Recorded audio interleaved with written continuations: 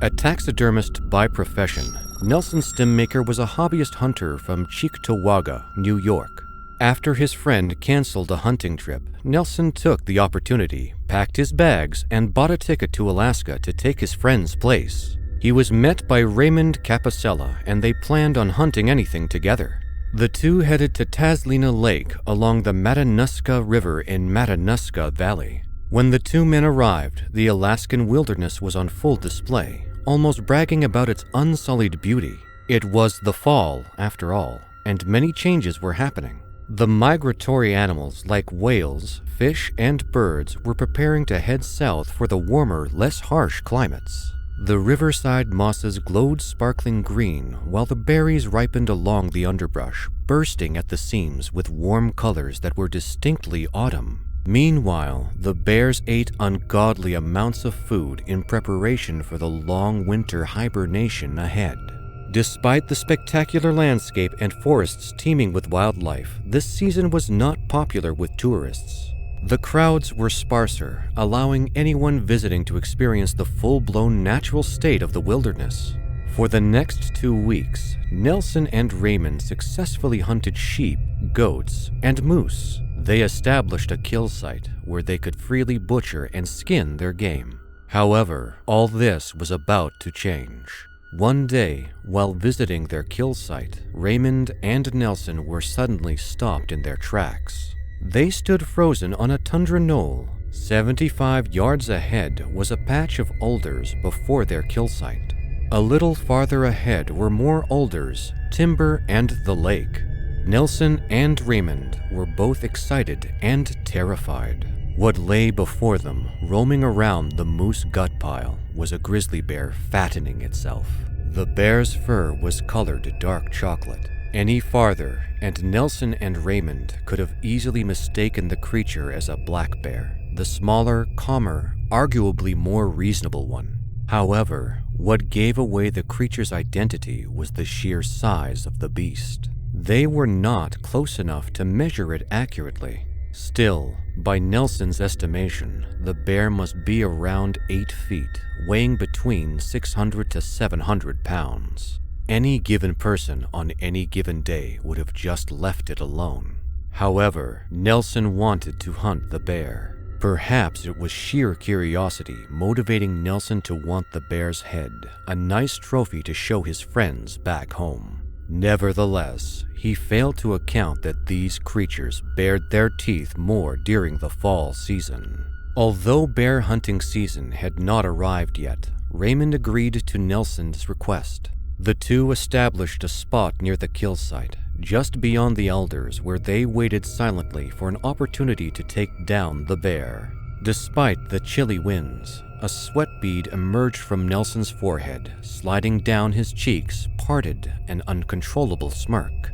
He was like a kid locked out from a candy store, eager and anticipating. The thick alder patch covered the bear, but through that, Nelson could make out the creature's towering silhouette. The giant creature slept at the kill site, unwittingly exposing itself from anything. As it rested carelessly, the bear moved around and resituated itself, exposing its head and back. It would do this a couple of times over a few hours. The ever-eager Nelson suggested just shooting the bear in the head. It doesn't matter how giant the creature is. A good shot to the head would surely take it down, he thought. However, Raymond did not allow this. Not for ethical reasons, though, as he mentioned to Nelson that if the bear was any trophy size, it wouldn't be worth anything with a bullet between its eyes. Raymond suggested they hold their horses and wait for the creature to munch on the moose gut pile again. Hopefully, it would expose its shoulder, a more viable target for a good, clean shot. The two men waited for hours, huddled together on a little tundra mound near the kill site. They spoke softly, just enough to keep the Alaskan hush undisturbed and the monster of the land before them unconcerned. Unfortunately, the weather was quickly becoming sour. The wind blew strong enough to break an umbrella, and the dark gray clouds loomed over them. They decided to wait a little more, and then it began to drizzle.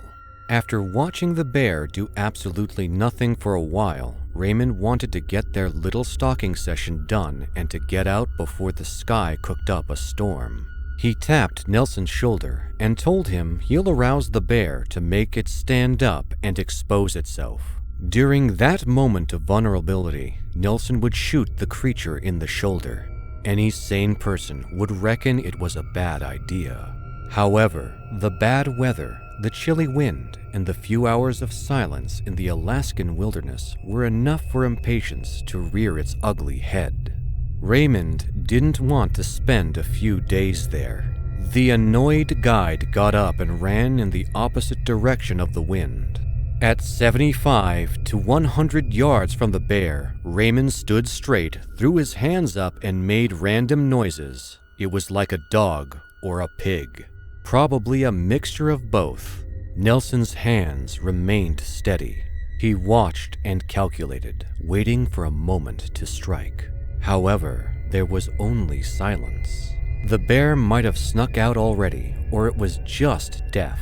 No matter, Raymond hastily returned to Nelson's position. He decided to wait it out for a few more minutes. However, he became itchy again. Raymond tapped Nelson on the shoulder. He planned to stand in the opposite direction of the wind again. However, this time, he would stay there long enough for the wind to carry his scent to the bear. He deemed this sufficient to arouse the creature, making it come out of the elder patch. However, he was concerned, not about the bear possibly ripping him apart, but for Nelson's shooting. He asked Nelson not to miss the bear and accidentally tap him. On the other hand, Nelson was confident about his shooting. "Don't worry about that," Nelson said, puffing his chest at Nelson's slight misgiving. As Raymond left the spot, Nelson rested his rifle on top of a pack. He lay on his stomach and looked through the scope like a stealthy sniper. Nelson traced the area for the bear, breathing and focusing his senses into one good shot. Raymond made the noises, but nothing happened, just silence washing over the area. Ever impatient, Raymond decided to get closer to the alders to see if the bear had snuck out. Suddenly, Nelson could hear a loud Gravely scream. "Take him! Take him!" Raymond exclaimed. Nelson immediately looked through the scope, moving his gun around and scanning the area. He couldn't see anything, so he turned away to watch Raymond. The panicked guide moved back in short, bursting paces. As Raymond began to raise his rifle, the color on his face left. He looked at Nelson one more time and screamed, "Take him!" Still, for such a massive creature, Nelson simply could not spot where the bear was. A loud bang echoed through the chilly hush of the Alaskan wilderness. Raymond loosed a shot, prompting the bear to finally jump out of the alders. Every bone and muscle in its body propelled it forward. It was fuming with aggression. Raymond stayed a reasonable distance from the bear, around 30 feet away. However, the creature covered it in mere seconds like it was nothing. Nelson frantically swung his rifle and took a shot at the bear. However, it showed no hurt, continuing to charge at Raymond. As Nelson grabbed a shell for another shot, the bear caught up to the panicked guide. The massive creature swung at Raymond, ready to unscrew his head off with a single swipe. Luckily, Raymond dodged it and ran back the other way. Again, he screamed at Nelson to take him. Nelson did shoot the bear again, but some demon must have possessed it because it still showed no pain. Remember, this bear had already taken 3 shots, 1 from Raymond and 2 from Nelson. However, it did not show any sign of slowing down. The bear caught up to Raymond again, prompting him to take the rifle by the barrel and hit the creature's head with the wooden butt. Fearful for his life, Raymond swung with such intense ferocity the gunstock broke apart on the bear's head, scattering tiny wood splinters on the ground. The bear was unaffected. There was nothing else to do as the bear knocked Raymond with its massive paws. The loud thud of the creature's paws hitting Raymond's chest sent chills down Nelson's spine. Opening its mouth, armed with 4-inch fangs, it grabbed Raymond's leg and dragged him into the alders towards the moose kill. The bear ragdolled Raymond like he weighed nothing. All he could do was scream, whelp, and moan in pain. Nelson quickly ran down to the alders. However, fear got the better of him just as he was about to cross through. If I get in there, it's so thick, I couldn't see 4 or 5 feet away anyways, Nelson thought. He stood frozen there as Raymond's screams reverberated through the alders. Nelson ran back to his pack to grab more shells. As he armed himself, he could see Raymond's legs dangling as the bear mauled him. At one point, the bear got hold of Raymond's head and shook him around like a piece of toy. Suddenly, Nelson noticed the bear standing atop the moose carcass, exposing itself in plain view. He loosed a shot straight through its shoulder, knocking the beast over. The bear quickly returned to the alders and made more noise. Finding calm in the panic, Nelson realized he had to check for Raymond. He entered the alders barrel first and safety off. His heart paced so fast it pounded against his chest, loud enough for the whole of Alaska to hear. Nelson saw the bear laying about 10 feet away from Raymond inside the kill site. The ground showed Raymond's desperate furrows as his heels resisted the creature's onslaught. Before attending to his injured friend, Nelson approached the weakened predator, brought his rifle up, and put a bullet between its eyes. Nelson kicked the bear, ensuring it was dead. Afterward, Nelson reached Raymond and held him. He was still alive, but at the end of his rope. There were numerous claw marks on Raymond's chest and cuts across his face. Bite marks surrounded his face as the bear held him by the head. The teeth marks ripped the muscles like a hot knife through butter. Raymond couldn't control his jaws and open his eyes because the muscles were so severely damaged. Talking with his tongue, Raymond instructed Nelson on how to operate the airplane radio. Nelson left Raymond and ran back to the airplane, telling the rescuers where to pick them up.